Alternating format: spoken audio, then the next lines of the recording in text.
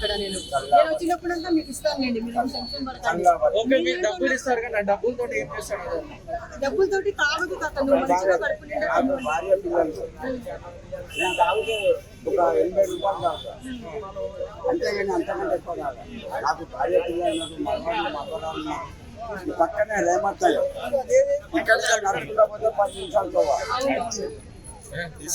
నాకు ఎక్కువ షోకు లేదు. అందరు అనుకుంటారు వీళ్ళు తాగొస్తానని, ఇక దాని నాట్ డ్రింకర్. అయితే ఇంకోటి, ఇప్పుడు మన కుమార్ తమ్ముడు చెప్పినట్టు చాలా బాగా మాట్లాడారు మీ గురించి. ఇప్పుడు అందరు ఎవరైనా సరే వచ్చి కొంచెం తిన్నారో లేదో అని చెప్పేసి ఎంతో తోచింది ఇంత హెల్ప్ 20, 50 మీ దగ్గర ఎంతుంటే అంత ఆయనకి ఇస్తే ఇలాంటి వాళ్ళకి చేస్తే పుణ్యం వస్తుంది కదా అంటున్నా నేను. నేను చాలా సార్లు చూసాను మీతో మాట్లాడాలని, నేను కుదరక నేను అక్కడే వెళ్ళిపోతున్నా, ఉండట్లేదు ఆ టయానికి. ఇప్పుడు ఈ తమ్ముడు నా తమ్ముడు చాలా బాగా మాట్లాడాడు, కన్నీళ్ళు పెట్టుకున్నాడు. ఎప్పుడన్నా మీరు వచ్చి కనిపిస్తే మాత్రం మీకు నేను ఏదైనా ఇస్తాను. ఇప్పుడు కూడా నేను అడుగుతున్నా అందరికి, ఫోన్ పే చేస్తాను. ఎప్పుడైనా వస్తే మీరు కనపడండి నాకు. అంటే ఏంటంటే సహాయం చేయండి, ఎంతో సహాయం చేయండి కాబట్టి ఎంతో సహాయం చేయాలి. అంతేగాని వీడియోలు తీసుకొని మీ ఇష్టం మీరు తీసుకుంటారు పోతారు.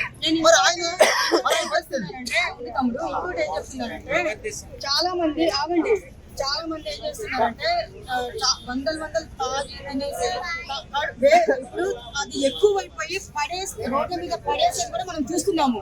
ఆ పడేయడం అంత డబ్బులు ఖర్చు పడేసే బదులు ఇలాంటి వాళ్ళకి కడుపు తింటే అన్నం పెట్టండి అంటున్నాను. ఇలాంటి వాళ్ళు చాలా మంది ఉన్నారు రోడ్డు మీద. నేను అదే కోరుకుంటున్నాను. నేను ఆ రోజు కూడా మేము ఎంతమంది టెంపుల్ దగ్గర, ఎల్లమ్మ టెంపుల్ దగ్గర చాలా మంది బల్కంపేట అక్కడ అన్నదానం కానీ అన్ని డబ్బులు ఇచ్చేసాం తాత, మేము ఇచ్చేయమని వాళ్ళకి పెట్టండి. ఎందుకంటే మన పిల్లలు కలిసి వస్తుందని చెప్తున్నా.